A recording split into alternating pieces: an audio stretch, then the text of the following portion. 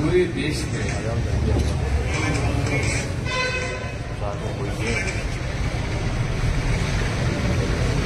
आज पूरे देश में पूरी कांग्रेस पार्टी जिस प्रकार से अमित शाह जी ने बाबा साहब अम्बेडकर पर व्यंग्यात्मक जो उन्होंने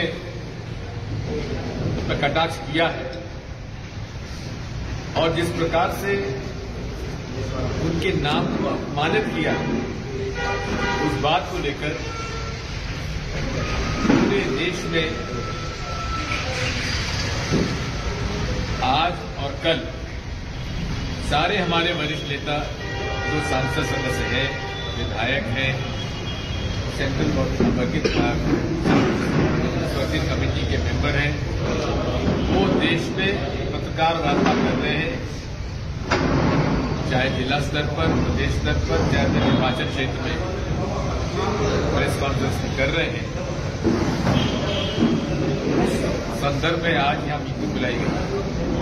24 तारीख को पूरे देश के हर जिले से कांग्रेस पार्टी बाबा साहब अम्बेडकर की प्रतिमा से लेकर हमारे जिला कलेक्टर महोदय को हमारी जो मांग है कि अमित शाह जी ने जो अपमानित किया है बाबा साहब अम्बेडकर को, हम मांग करते राष्ट्रपति जी से, महामहिम राष्ट्रपति जी से कि या तो वो माफी मांगे या उनको बर्खास्त किया जाए और माफी मांगने के बाद स्वयं नरेंद्र मोदी जी को उनको बर्खास्त कर देना चाहिए। यदि नरेंद्र मोदी जी बाबा साहब अम्बेडकर और भारतीय संविधान का सम्मान करते हों तो अमित शाह जी से न केवल माफी मांगने के लिए कहना चाहिए, लेकिन उनको तत्काल गृह मंत्री पद से बर्खास्त कर देना चाहिए। ये पूरी घटना क्यों हुई, कैसे हुई, उसका मैं थोड़ा सा आपको आज ये वीडियो दिखाना चाहता हूं।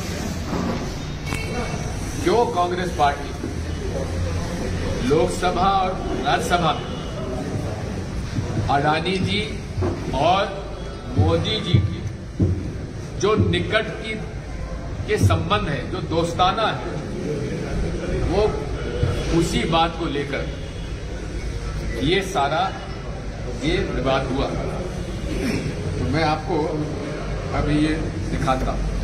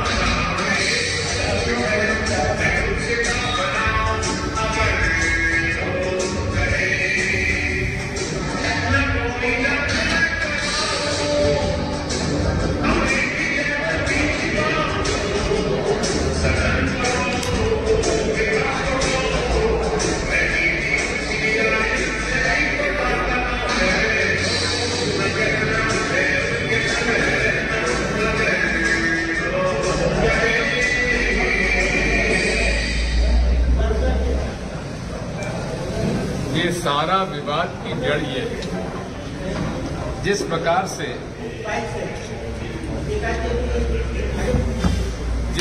से पिछले 10 साल में मोदी जी और अमित शाह जी ने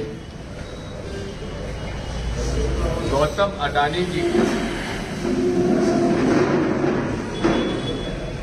करोड़पति से अरबपति, अरबपति से खरबपति और खरबपति से पता नहीं और क्या होता है, गणपति सूचा क्या होता है? शंखपति